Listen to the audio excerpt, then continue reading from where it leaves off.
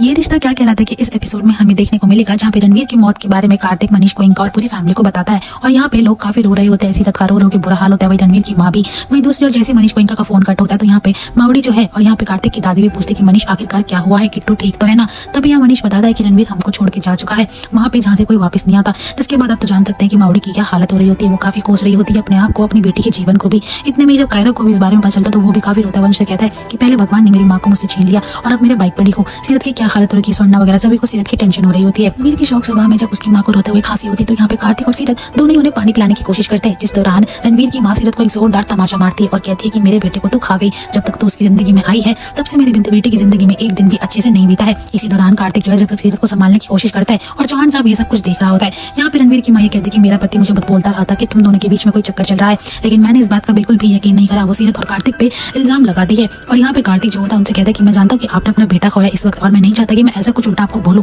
इसलिए आप सिचुएशन को समझिए। सीरत की मावड़ी भी यही कहती है कि प्लीज मेरी छोरी के लिए ये सब ना बोलिए। मैं जानती हूँ कि आपने अपना लाडला खोया है, लेकिन इसका मतलब ये नहीं कि आप मेरी पोती पे इतना इल्जाम लगाएंगे। उसकी कोई भी गलती नहीं है, वो तो उससे बहुत प्यार करती थी। आप उसके बारे में भी तो सोचिए, उसने तो अपना सुहाग खोया है। अपनी बहू की इज्जत करनी चाहिए, बहू तो घर की लक्ष्मी होती है। लेकिन रणवीर की माँ कहती है इस लक्ष्मी ने तो मेरे बेटे को ही खा दिया, पहले मेरी फैमिली से उसको दूर कर दिया था और उसकी शादी के बाद तो उसकी जिंदगी ही छीन ली उससे। यहाँ पे कार्तिक जो होता है वो यहाँ पे आंटी को शांत कराने की कोशिश करता है। सीरत जो अपनी जैसी माँ के पास जाती है कि माँ मैं जानती हूँ कि आप इस वक्त अकेला महसूस कर रही हो, लेकिन आप फिक्र मत करिए, मैं आप लोगों के साथ ही हूँ। तभी यहाँ पे सीरत को वो धक्का देती है और यहाँ पे कार्तिक उसे संभालता है। तो इतने में वो उस पर और इल्जाम लगाती है। देखा आप सभी लोगों ने दोनों के बीच कितनी हमदर्दी का रिश्ता है। यहाँ पे कार्तिक जो है काफी गुस्सा हो जाता है और भड़क उठता है। कहता है रणवीर की माँ से कि मैं जानता हूँ कि मुझे आपको कुछ उल्टा नहीं बोलना चाहिए, लेकिन यहाँ पे सीरत तुम नहीं रहोगी, सीरत तुम हमारे साथ चलो। मीर ने बिल्कुल ठीक कहा था, मेरे जाने के बाद इस घर में सीरत का रहना दुश्वार हो जाएगा। सीरत मैं नहीं चाहता हूँ कि रणवीर के पीछे तुम्हारे साथ ये सब उल्टा सीधा काम हो। जो जहाँ भी होगा देख के तो उसे बहुत गुस्सा आ रहा होगा अपनी फैमिली पे। जिस लड़की को उसने अपना सब माना उसकी फैमिली उसे बुरा मान रही है। आंटी जी आपको शायद ये नहीं पता कि यहाँ पे सीरत ने आपके लिए आपकी फैमिली के लिए कितना कुछ करा है। इसलिए वो सीरत को कहता है कि जहाँ पे तुम्हें इज्जत ना मिले सीरत वहाँ पे रहने का कोई फायदा नहीं, अपना सामान पैक कर दो। अगर सामान भी पैक नहीं करना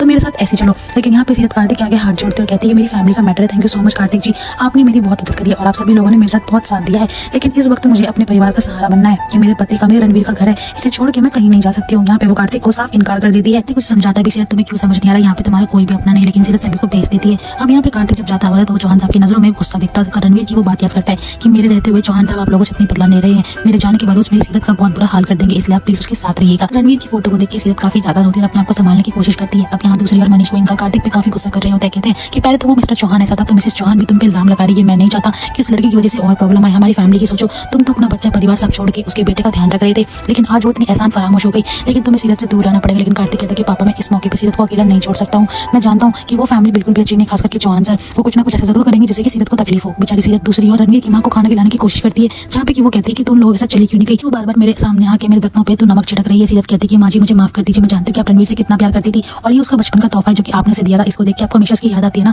माँ मुझे इस घर में लाने वाला रणवीर था, मेरा पति बना था वो, इसलिए मैं चाहती हूँ कि आप इस घर में मुझे रहने की जगह दो। मुझे अपना मानो, रिश्तों को मैं ठीक कर लूंगी। और चौहान साहब जैसी आता है वैसी सीरत की सास बोलती है तो खाना यहाँ रख दी, जब मुझे भूख लगेगी मैं खा लूंगी और निकल जाए इस कमरे से। वहीं पे चौहान साहब जो है यहाँ पे तैयारी कर रहे हैं फुल प्रूफ प्लान के साथ कि सीरत और कार्तिक को कैसे वो जेल भिजवा सके, कैसे दोनों पे इल्जाम लगा। बेटे की मौत होने के बावजूद भी चौहान सुधरा नहीं है और यहाँ पे वो इल्जाम लगाता है सीरत पे, ऐसा कि सीरत ने उसको जहर दिया है। वहीं पे वकील ने भी काफी सबूत इकट्ठा करे थे। सीरत और कार्तिक की काफी क्लोज की पिक दी थी जिससे कि वो उस पर इल्जाम लगा सके। वहीं दूसरे मनीष गोयनका भी सीरत के बारे में कार्तिक से यही कहता है कि वो अपने घर में रहे तो ज्यादा बेटर, लेकिन कार्तिक कहता है कि नहीं पापा, रणवीर ने जाने से पहले मुझे पहले ही बता दिया था कि यहाँ पे आपको सीरत का ध्यान रखना पड़ेगा, क्योंकि उसके पापा चौहान साहब जो है वो सीरत को बिल्कुल भी पसंद नहीं करते। वहीं दोस्तों में नेक्स्ट एपिसोड में देखने को मिलेगा जहाँ पे कि मिनिस्टर कार्तिक को फोन करके कहता है कि आपने मेरा नाम मिट्टी में मिला दिया, मुझे आप पर सीरत पे भरोसा करना ही नहीं चाहिए था। और कहता है कि लोकल न्यूज को चेक करो, जहाँ न्यूज में सुनने को ये आता है सीरत पे रणवीर को मारने का इल्जाम लगा गया है और वहीं पे कार्तिक पे भी। अब यहाँ पे सीरत को भी घर से बाहर निकाल देती रणवीर की माँ और उसकी बहन मिलके।